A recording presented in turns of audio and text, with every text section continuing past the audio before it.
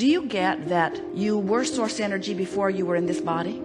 And do you follow our thought that that source energy part of you still resides in non-physical? Sort of like the electricity passes through the walls of your building. You plug your toaster in and you toast toast, and someone would say, well, then why doesn't the electricity be the toaster? And we say, because the electricity is electricity, the toaster is the toaster. The source energy part of you is the source energy part of you. The physical part of you is the toaster. But it all works together, because here in your physical expression, you are exploring. You are out here on the leading edge. You are arriving at the new leading edge conclusions, which the source within you is then saying, we agree, and we have become the vibrational equivalent of it. You'd have to stand back pretty far in order to know what we know about the creation of things, about the creation of your planet, about the creation of what you call life on planet Earth. But we want you to know everything that is what you call manifestation, knock on wood, physical stuff that you can discern with your physical senses. Every bit of it was vibration first. Everything is a thought first, and then a vibrational thought that is thought upon longer until in time, with enough attention to it, it takes shape and form. You are so sure of the reality that you live as you are discerning and agreeing with each other about so many of the conditions of your environment. You have divined your time-space reality in ways that you agree. You say, we see this room and we measure it and we come to agreement about how big it is. We know about square footage. We know about measurements. We know about distance. We agree on colors, most of us. We are in agreement with so many things because we are using our physical senses to decipher vibration. And what we want you to try to get your thoughts around, we know it isn't easy because the reality of your physical environment feels so permanent and so solid, so static and so real, but it is all vibration in motion, and it is all being interpreted by you who are perceiving it. What you see with your eyes is only a vibrational interpretation. What you hear with your ears, even what you smell and taste and feel with your fingertips, these are vibrational interpretations. And because you have been doing it for such a long time and you've been in agreement with so many about it, you have this static reality that is this wonderful platform that you stand on so solidly. And we want you to understand that this reality that you think is so stable and solid is not at all static. It's changing constantly. It's changing and becoming and morphing to the degree that you in your physicalness will allow it to be. That's why we call this gathering the art of allowing. We want you to catch a glimpse of the way your world, your physical world, looks through the eyes of Source. Because when you begin to see your world through the eyes of Source, then you begin to distract yourself, to turn the other cheek, to withdraw your attention from the aspects of your planet and life on this planet that you do not want to replicate and repeat and teach to your children. And instead you turn your attention to the aspects that you do want to hold into your vibration, that you do want law of attraction to respond to. Now, you don't need to worry about law of attraction's response. It is always turned on. The law of attraction switch, always on. Which means whatever it is that you are offering vibrationally is being responded to. But the thing that most of you do not realize is that there are two aspects of your being to which law of attraction is responding. There is the non-physical part of you, which we've been explaining to you this morning, is always non-physically focused. And can you imagine how long that's been going on? And then there's the physical you that's been going on as long as the physical you's been going on, which is not that long. So there is this part of you that law of attraction is responding to, and this part of you that law of attraction is responding to. And what we want you to realize is the larger part of you is the dominant part of you. And because law of attraction is responding not only to who you were before you were born, but hear this, to who you really are as a result of being here in this physical body. Can you get it that this life experience is causing the greater part of you to expand and become? Do you know that that's why you came to begin with? Humans tell a story that is so irrational that goes something like, so Source is perfect and I've been sent here to figure out how to get perfect. And Source has laid down laws for me to learn, and I'll learn them and I'll persevere and I'll reach for the perfection that Source has achieved. And we want you to understand that that Source that you are talking about is always within you. You cannot get yourself away from it. you can pinch yourself off pretty good. But the source that is within you is always within you. And you can tell by the way you feel to what degree your thoughts in the moment are allowing the fullness of source or not. When you feel love for yourself or for another, you are a perfect vibrational match to the source within you. When you feel hatred or anger toward someone else or toward yourself, you are nowhere near the vibrational equivalent of your source. And the vibrational variance between who you're letting yourself be and who you really are is noted to you by your negative emotion. Negative emotion, whatever degree of it you're experiencing, always means to that degree you're pinching yourself off from the fullness of who you are. When you allow yourself in your physical human form to ride the rocket of desire that the source within you is riding, you feel passion, you feel enthusiasm, you feel love, you feel certainty, you feel flexibility and vitality, you are energized, you are in love with life. That is who you really are. And when you feel frustration, when you feel overwhelmment, when you feel anger or greater anger, when you feel rage or disappointment, when you feel fear or depression, you are pinching yourself off incrementally more and more and more and more and more from who you really are. And so we want you to understand that the emotions that you feel are in every moment that you are feeling them, whether they feel like love or whether they feel like despair. The emotion that you are feeling is always, every single time, your indicator of your vibrational relationship between who life has caused you to become and who you're letting yourself be right here in this moment by virtue of whatever it is you're giving your attention to. Talk about moment by moment, segment by segment guidance. Talk about always having a bead on who you really are and what you really want and where you said you really want to go. In other words, this is sophisticated guidance that is with you always once you learn to read it. Your navigational systems in your vehicles are similar. They know where you are. They know where you are.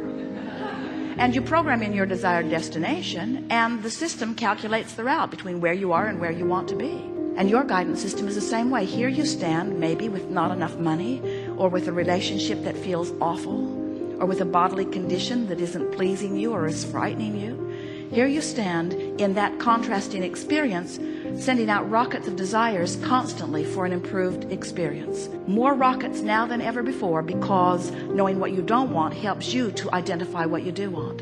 And the source within you not only rides those rockets, but becomes the vibrational equivalent of the new and expanded you. So the question that we want to put to you, and really what the Art of Allowing workshop is asking of you, are you right now, by virtue of what you're thinking and speaking, are you letting yourself keep up with you? Are you keeping up with who life has caused you to become? And if you are, we'll go right back to the first thing that we said to you this morning. If you are, then you're tuned in, tapped in, turned on. You feel great.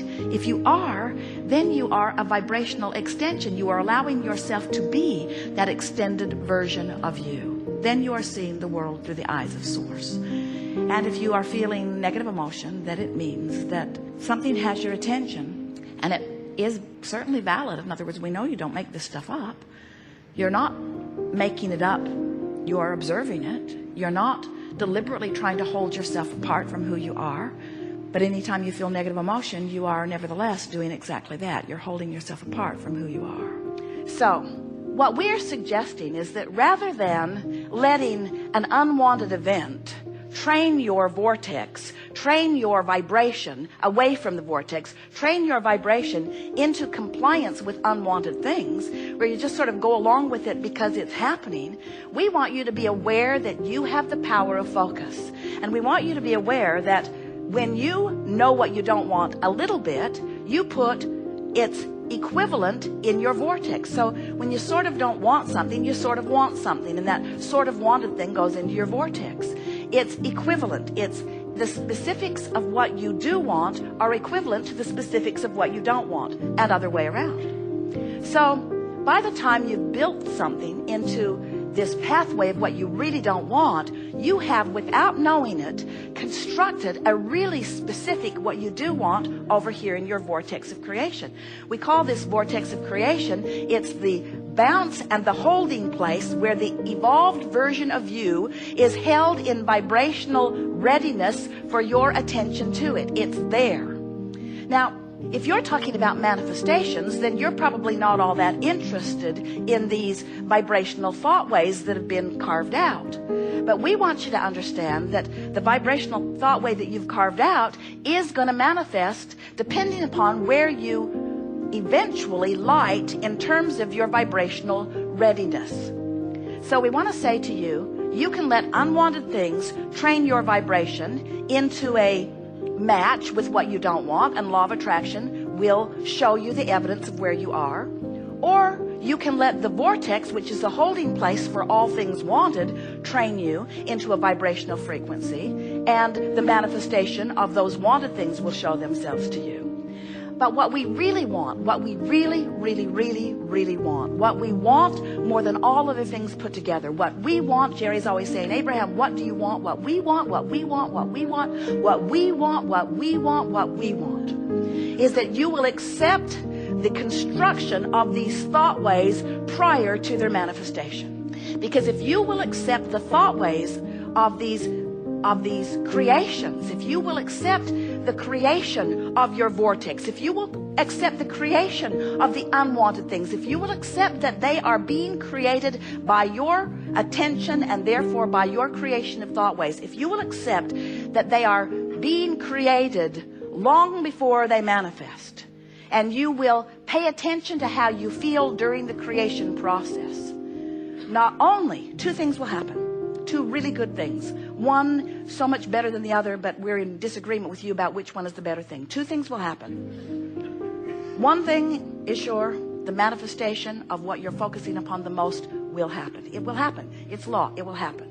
It's a done deal. It's a sure thing. It will happen. You will get what you are vibrationally active about. Better said, you're getting what you are vibrationally active about. So one thing, it will manifest. But the other thing is, and this is our favorite part of all of this, is that when you accept that this vortex is spinning and that this vortex contains the I know what I do want part of everything that you've been living, when you accept that and you let that vortex train you into vibrational compliance or alignment, then every step of your journey, even before the manifestation begins to reveal itself to you, is fun. It's pleasurable. You're frisky, you're full, you're inspired, you're enlightened. You feel that energy, you feel that enthusiasm, you feel that passion. You feel what a creator feels when you're moving in the direction of who you really are. So we want to remind you that the emotions that you feel are nothing more than, and oh, is it ever important what they are? They are nothing more than your indicator about whether you're moving down a thought pathway towards something unwanted or whether you're moving down a thought pathway towards something that you are wanting. In other words, every time you feel negative emotion, it always means the same thing.